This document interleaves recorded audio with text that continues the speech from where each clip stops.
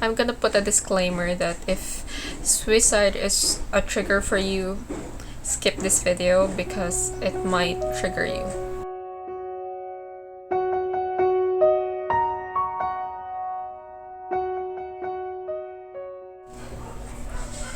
Hello guys, welcome back to my YouTube channel. This is Raizza Tries. So in my last video, a little bit about the 4 roles that you wanted me to talk about. What's it like being a full-time employee while taking my master's, while managing my social media platforms, and also like my personal life, like being a mom, a daughter.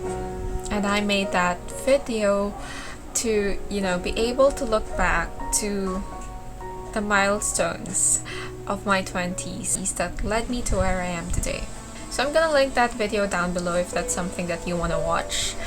In that video, I also said that I'm going to do a separate video talking about my mental health. Just one-on-one sit-down kwentuhan about a topic that is very dear to my heart. In my last video, I did tell you that I did take my MA 2019. And I'm taking psychology, social psychology. And during the interview with Sir Ton, Sir Jay, and Sir Diwa, they asked me, why not clinical psychology? Why social psychology? It wasn't even in my choices, clinical psychology. And I had this very, very clear memory of my response. And I told them, clinical psychology is very close to my heart, that I don't think I do a good job in it because it's something personal. It was personal because in 2019 or late 2018, I was diagnosed with depression and anxiety. And for the longest time, I knew that I had this dark place in my mind.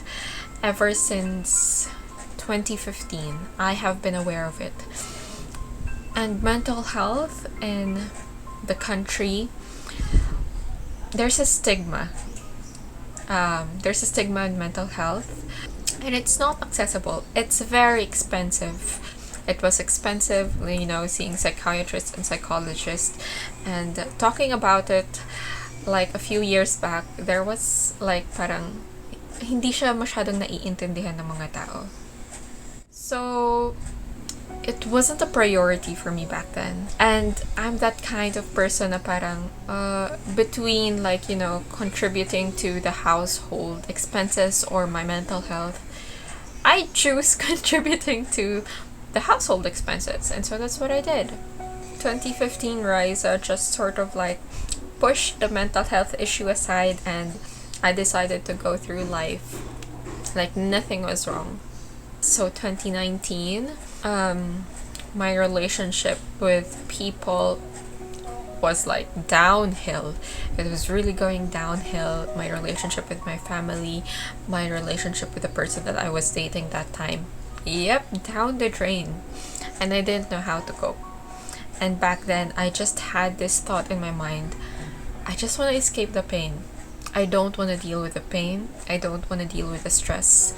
Just escape it. And when you enter that dark place, I'm actually not talking about death. It's just I want the pain, the stress, the dark place to stop. Yun lang talaga yung thought mo. When someone is thinking about suicide, it's not about death. It's about escaping the overwhelming pain that they're experiencing right at that very moment, that's eating them up, and it's continuous. It feels like there's no escape. And I'm saying this to you because I want people to understand that it's not about death. It's not romanticizing death. That's a different story. But in my case, it's really more about I don't see any way out. And for me, that was a way out. But then, my daughter would barge into my room and just hug me. I don't know, she was my saving grace. During those dark times in 2019, 2018, I wasn't functioning. And all the people that I've worked with know that I'm very good in my job. I'm really like driven and a go-getter. But when depression and anxiety hit me, it was like I'm gone. I'm not the Raizza that the people knew. I was like absent. Yes, I was absent like 3 times a week. And looking back, I'm just so grateful for my boss for understanding it and for my team for being there to support me. But like I was barely functioning. I wouldn't get out of bed. I wasn't crying. I was just sleeping a lot. And for me, sleep was an escape. Like my mind would not think about dark thoughts. So I would just sleep and I wouldn't get out of bed. And I can't really pinpoint the time, but I remember going to my mom and telling her I need help. I can't be like this anymore. I guess I got tired of the pain. I got tired of being stuck in that dark place that I wanted out. And I know I couldn't do that on my own. So I told my mom I needed to see a psychologist or a psychiatrist. When I was diagnosed, it was depression, it was anxiety, and I was taking medication. I was taking medication for 6 months, and it's really just to calm my nerves. I was also doing a lot of diary work, journaling, CBT, to sort of it's an exercise to put your mind into perspective. Like, things are not all bad. Sometimes when you revisit them and you revise them, certain perspective that might seem bad and like you're stuck, it becomes different when you write them down. And so that's what my psychiatrist and I were doing for like months to years. And I would like to tell you that it was like a smooth sailing journey all the way up. But no, it's a roller coaster of ups and downs, of ups and downs. There are times when I felt like, oh, I'm doing good. The next day, I was back in like that dark state where I feel that there's never gonna be an end to this suffering. It also took time for me to accept that it's not my fault for being sick. There's just, hormones in my body and certain wiring in my mind. It's my mind. It's not something na ako lang ang may gusto.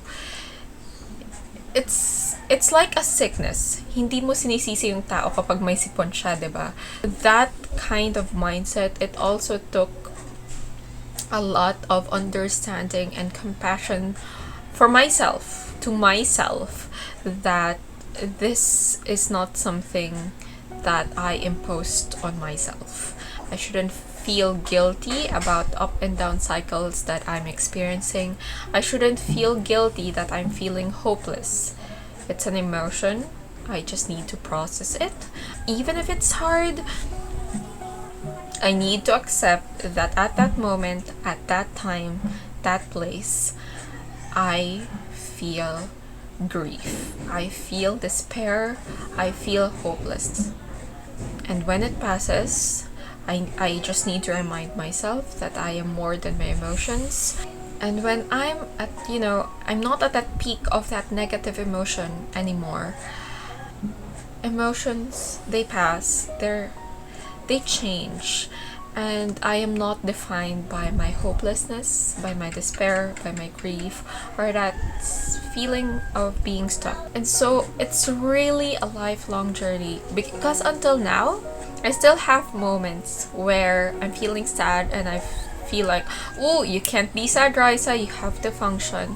And that really hit me, especially nung nag-pandemic. Everything nung nag-pandemic was just like upside down. It was to say that it's a curveball is like an understatement, because it's like a 360 of everything that I enjoy and not enjoy in life. I wasn't able to go out with my friends, my masters, my interaction with my classmates and with my teachers. They're gone. They shifted to a virtual platform. I'm not able to interact with my workmates at all. It's all just Teams, Google, Zoom. I was seeking help like late last year. I had one-on-one talks with psychologists, and I'm not on my meds anymore. I think I was cleared not to take meds late 2019. And then medication in the country. Oh my god, medication is so expensive.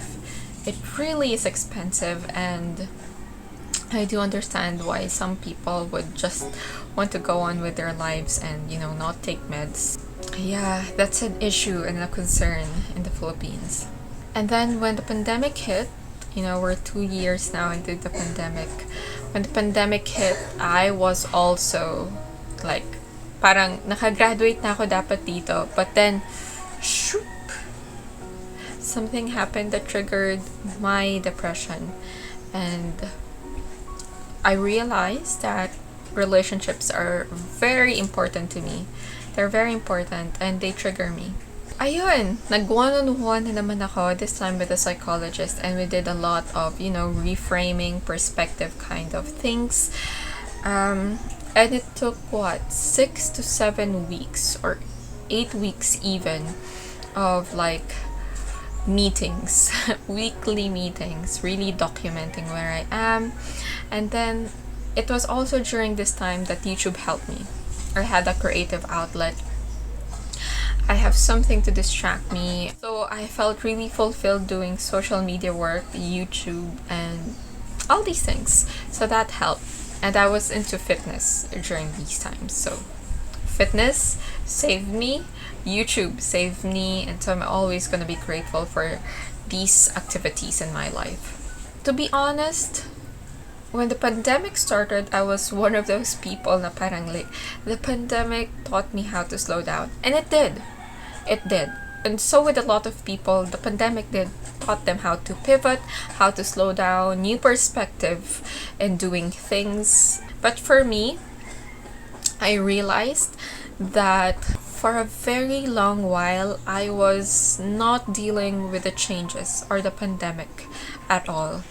I was trying to get a semblance of my old life back, whether it be the digital platform like having dance classes with my friends or like having inuman with my friends. It was a semblance of my old life. But I really wasn't slowing down. I was still doing my masters, I was still doing full-time work, I was still doing a lot of partnership work with social media. I'm still a parent, I'm still a single mom, I'm still a daughter, I'm still a barkada, I'm still a partner. Yun. Like a few weeks back, it was such a humbling experience to know that I cannot take on all these roles anymore. It was like parang really in my 30s, I'm really going to end my 20s. Like I just talked about my different milestones in my 20s, and I'm so proud of these milestones that I hit in my 20s. But at the same time, I'm wrapping up my 20s, like taking a pause, really slowing down and letting go of some of the roles. And it was kind of ironic, but also very needed. And when I made the decision to slow down, like not be like 6 unit semesters, to just honor that I can only do 3 unit semesters, drop the classes that I thought I have planned for so many months. That was a very humbling and scary experience because I'm not used to slowing down. I'm not used to sort of giving up certain roles that I have already committed myself into. When I was trying to put that decision off, like parang hold it off for a few days or a few weeks, I was so anxious. And then when I decided to take the leap and just say, okay, you need to drop this, you need to really slow down, Raizza, I felt calm. And then I felt fear again. And it was such a scary process because it's something that I wasn't used to. I was like, with this, do I really want to slow down? What if slowing down doesn't work for me? Like, It feels right. It feels scary, but it feels right. My mental health, of course, it's still a progress. It's a continuous learning journey with my mental health, being kind to myself, accepting that this is where I am right now, accepting that I have limitations, even if I really don't want to be limited by them. Accepting them, that in itself is powerful. And it's not a sign of weakness. If any, it's a sign of strength. It's a sign of grit. It's a sign of respect for myself. It's a sign of self-love. And it's quite funny that I'm ending this video like, my mental health defined my 20s. It really did. It taught me a lot. It was humbling. It was challenging. In an ideal world, I would love to be healthy. But my depression and anxiety, it's part of who I am today. It transformed me, how I see things, how I process things, like the techniques that I've incorporated in my life: CBT, revision, meditation, fitness. I will be able to pass it down to my daughter. I will be able to teach her how to express herself, how to label her emotions, how to not be scared of feeling sad. Because our world today, parang it's not okay na you're sad. It's not okay that you're angry. It's not okay that you're not functioning. I mean, you can be sad but still function. And no, I refuse to be like that. Siguro yung line that I will draw is, yes, you're sick, but you can't violate another person's right. Yun lang siguro. That is a line that I wouldn't cross. But for my daughter, if you're not okay, if you're feeling anxious about doing your homework, and your homework is triggering that emotional response from you, then don't do your homework. Let's pause, let's do something different. And when you're feeling better, I'll be there to support you in doing your homework.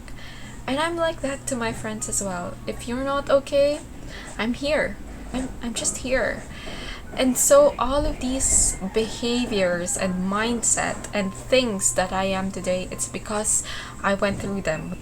And so as I say goodbye to my 20s, I'm also very much looking forward to my 30s. There will definitely be tears, and there will definitely be down cycles, but I'm embracing who I am. There's no other person I'd rather be than myself. I think that the past 29 years made me into a beautiful person, and I am just grateful and appreciative that I'll be able to pay it forward to the people in my life, my friends, my family, my daughter, my workmates.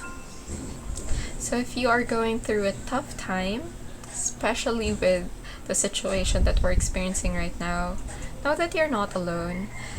It's okay that you're not okay, to be honest. But know that you're more than your emotions. And you'll get there. Maybe not right at this very moment, but emotions, they fluctuate. So if you have any questions about mental health, about any other things that I've talked about this video, you can leave a comment down below.